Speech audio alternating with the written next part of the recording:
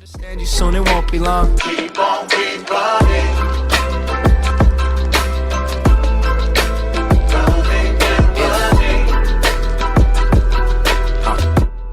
Halo warga sipil, kembali lagi di video saya. Selamat malam. Kali ini saya akan mereaction tentang rumah sakit, salah satu rumah sakit di Malaysia. Kita lihat perbandingan rumah sakit di Indonesia dan di Malaysia, manakah yang lebih kompeten atau lebih bagus rumah sakitnya. Jangan lupa like, komen, dan subscribe jika teman-teman belum subscribe, karena channel ini sangat membutuhkan support dari kalian semua.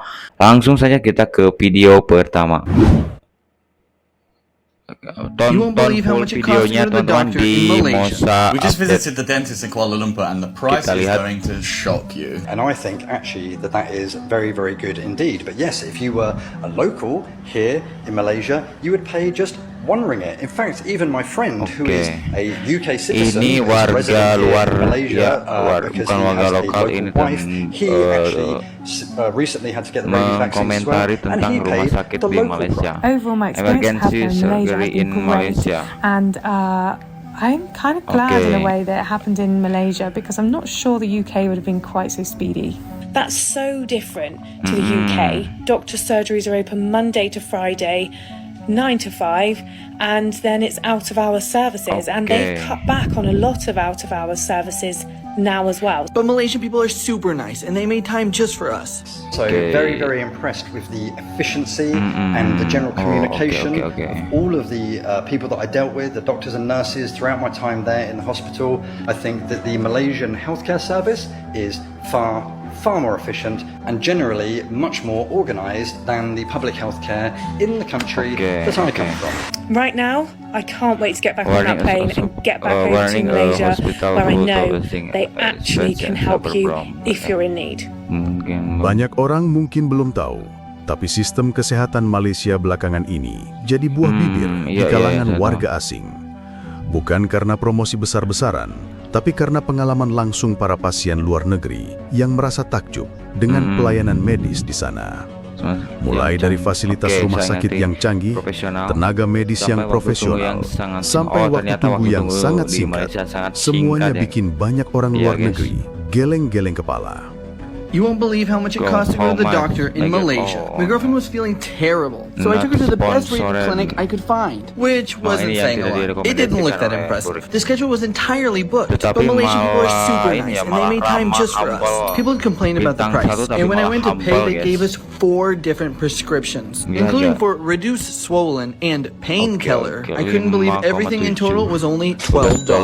I guess having a Russian girlfriend isn't always expensive. We just visited the dentist in Kuala Lumpur and the price is going to shock you. We needed to do our yearly checkup at the Ini tuh dentist, berbagai komentar dari warga asing tentang salah satu instansi The check-in atau rumah process was actually super sakit easy. We arrived di at daerah the form, Malaysia. we just quickly filled it out and sat down and literally waited like 5 minutes, and then Sarah was seen pretty much straight away. I don't know about you, but I'm always quite scared to go to the dentist, but this one was very painless. So I went in straight after Sarah and they put these giant red glasses on me to protect me from the light. And honestly, I felt a little bit of pain, but overall it's generally a great process. The whole process was just 40 minutes and it cost us $44 each, and I covered mine with Safety Wings health insurance. Is this cheaper than where you're from? This was one of the main reasons we were concerned about coming back to the UK for winter after just spending 7 months in Malaysia, where, to be honest, we couldn't fault the healthcare at all. So we knew coming back to the UK was going to be slightly different, especially coming back in the winter where it's cold and everyone gets ill. You have flu going around, you have sickness bugs going around, and now apparently we've got quademic, which is a bit of everything rolled into one, and people are getting quite poorly. But to be honest, the hospital's bursting at the seams.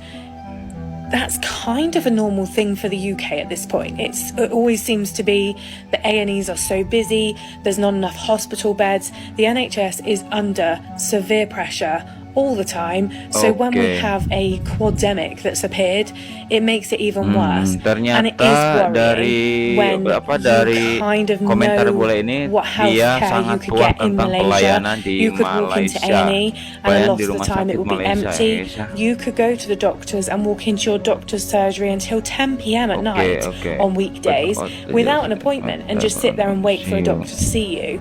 And it was open Saturday and Sundays as well until 6 p.m. That's so different to the UK. Doctor surgeries are open Monday to Friday, 9 to 5, and then it's out of hours services, and they've cut back on a lot of out of hours services now as well. So it really is a case of, I mean, our nearest A&E where we used to live was 45 minutes away. That's a long drive, and knowing that when you get there you probably won't be able to be seen, and if you can, you're in for a long wait, potentially up to 10 hours.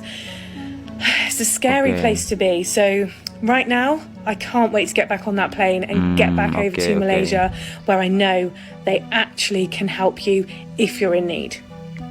So my wife had to go Malaysia hospital to upgrade to a room that we boleh ini mau room tour ya di rumah sakit. Suite.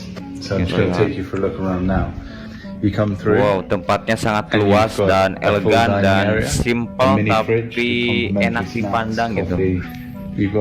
Sofanya juga kayaknya empuk-empuk dan mahal gitu. Oh, ini anaknya dan istrinya kayaknya. Lamps, they've got a wardrobe so you can put some of their bits away. Oke, kita lihat yang lainnya. They're super cozy. They've got their own guest bedroomnya. Wow, sangat bersih ya guys ya. Bedroomnya sama klosetnya juga bersih. Oh, ini my husbandnya, istrinya. Private room, it's squeaky. Her own curtains, her own TV. Cukup luas, sangat bersih dan simple tapi enak dipandang menurut saya. For a hospital. We just feel super blessed. So this particular room, we have been staying at Park City Medical Center, which is in negara Malaysia. Was just so amazing. The staff rumah sakitnya bagus. Overall, profesional, perawatnya juga profesional, semuanya profesional. Having two kids that we need to keep entertained. 9 days ago, I ended up having emergency surgery in a Malaysian hospital. Long story short, I woke up in the early hours of Wednesday morning with severe abdominal pain. And so I didn't go to the hospital until 11 a.m. because I just thought the pain would subside on its own. But it did continue to get worse. I was vomiting, I was shivering. It was so bad. So we got to the hospital, and within 2 hours of arriving, I'd already had multiple blood tests, urine samples, and a CT scan. And then they confirmed it was appendicitis, which I kind of thought it might have been at this point. Di sana sangat profesional. I was terrified because that meant that I had to have surgery. There was no other way. Malaysia. So by that time it's like 3 p.m. and then they said my surgery was at 5, so there's just no time to kind of prepare or mentally get myself ready for this, which I suppose in a way is quite good. I'd never had any surgery before. Being halfway across the world with just Sam and the kids, like that was daunting. After I'd had the surgery it was like 8 p.m. and then so I got there at 11 a.m. and I was already out of surgery by 8 p.m. So it was 9 hours from the minute I arrived. We actually upgraded our room to a VVIP room. So we had an actual apartment, and it had a dining area, lounge, bedroom, like for the kids, 2 bathrooms. It was so nice. Sam and the girls just didn't want to leave me. I was like half an hour away from where we were living, so it's understandable, and I was so scared. Wow, ternyata ada taman. After 5 days, ini taman I got discharged to recover at home, but then I got readmitted to ICU for 2 nights to check my heart because I had an allergic reaction to one of the antibiotics. But so that also was terrifying. I'm now home, I'm doing better, I'm trying to make a speedy recovery. Overall, my experience with healthcare in Malaysia has been great, and I'm kind of glad in a way that it happened in Malaysia because I'm not sure the UK would have been quite so speedy. I Oke, kita finally lihat used warga Malaysia's public asing lainnya healthcare system, yang and mengomentari here is my tentang rumah honest sakit review on it. Malaysia. Now, I've actually talked a lot of times in the past Sangat about the cepat katanya. efficiency that I've experienced here in Malaysia when it comes to Okay, the healthcare system. But anytime I've made a video like that, people have pointed out to me, yeah, but you're using private healthcare, of course it's going to be efficient. Fair point. Well, recently I actually had to use the Malaysian public healthcare system. The reason being that I was bitten very, very badly all over my hands by a stray cat.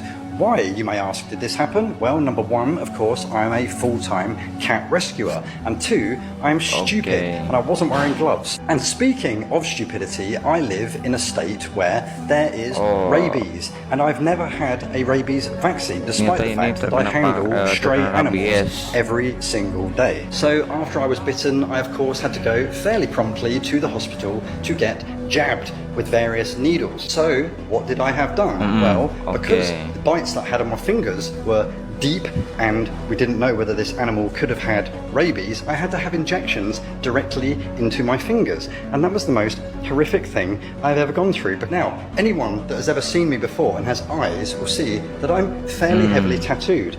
Tattoos hurt, right? They do hurt. The pain of these injections going into my pus-filled, infected knuckles was like tattoos times 1,000. But I can't blame anybody for that. That's just what they feel like. It was horrific, but that's nobody's fault, except for maybe my own, for sticking my hand in front of a stray cat that I knew nothing about. Then I had to have a booster in each arm, and then in the following days I had to have follow-up boosters in each arm. I think it was like 3 or 4 times I had to go. So the first thing, of course, is waiting time. Did I have to wait a long time to get treated?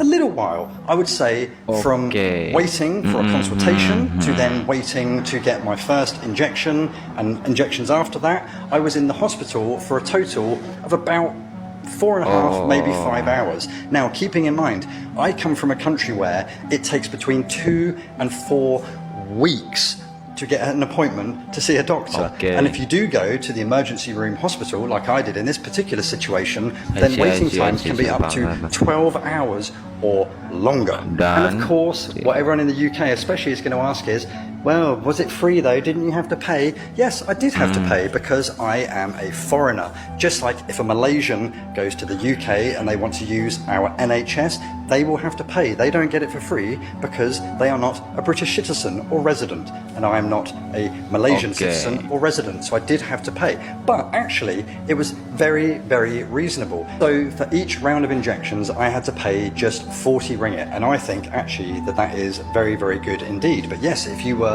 a local here in Malaysia, you would pay just 1 ringgit. In fact, even my friend, who is a UK citizen but is a resident here in Malaysia because he has a local wife, he actually recently had to get the rabies vaccines as well, and he paid the local price. So very, very impressed with the efficiency and the general communication. Segitu aja video all of reaction the people that I dealt with, the doctors and nurses throughout my time there in the hospital.